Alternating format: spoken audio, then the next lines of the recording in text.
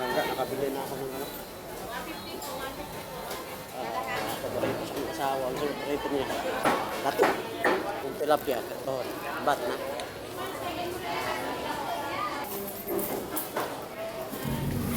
Panglamas.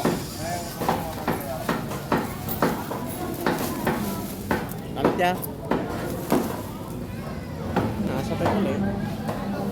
Ako palengke. Sugod na kung naho mo.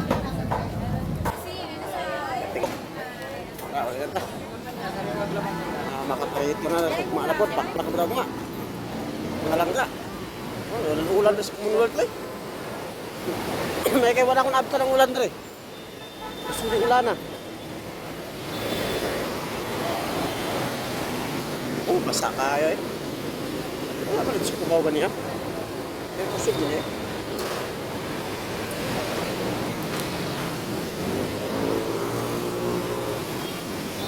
para mga langga hapon na.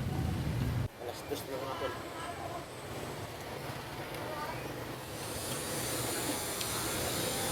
Wala ako sa may Santa Ana.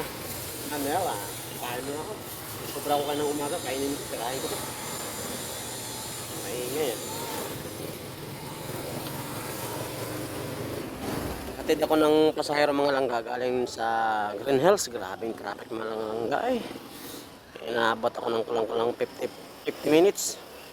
Isang oras, halagang 90 pesos. So, ang traffic din sa may ano, sa may panaderos. Grabe. Sulit. Kahit na doon pag ano, paglapas ng Christmas mismo, mga mall ngayon, pag Sabado Linggo, grabing traffic. Kain tayo.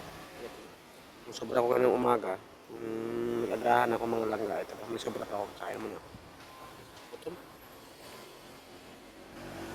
Mga palangga ang bait ni ma'am, binigyan ako ng ano, galing Ortigas, galing Dapudium ng Ortigas, binigyan ako ng stock ng first time ko makatikim ito, kainin ko muna papunta dito sa may Cubao sa may Paragon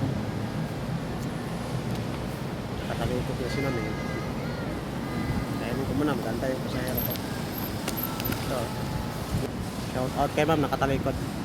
Ito guys sa Cubao ngayon mga langga. So snacking ko muna to. Sarap nito oh. First time ko makakain ng kailas. Kasi meron na akong pasahero mga langga. Kapin kain ko muna to. Punta naman ng Guadalupe. Sarap. Grabe.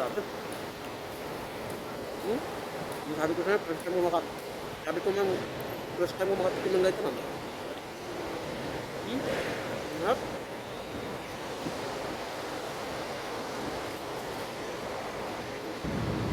Buti pa si ma'am, ang bait. Di tulad ng pasahero ko kahapon. Bastos. Salamat ma'am. Yung pamasahe niya mga langga, 58 lang. Binigyan ako ng 150. Ang bait naman niya ma'am. Tulad ng pasahero ko kahapon mga langga, bastos pasahero ko kahapon. So, iba-iba nga ang tao langga. God bless.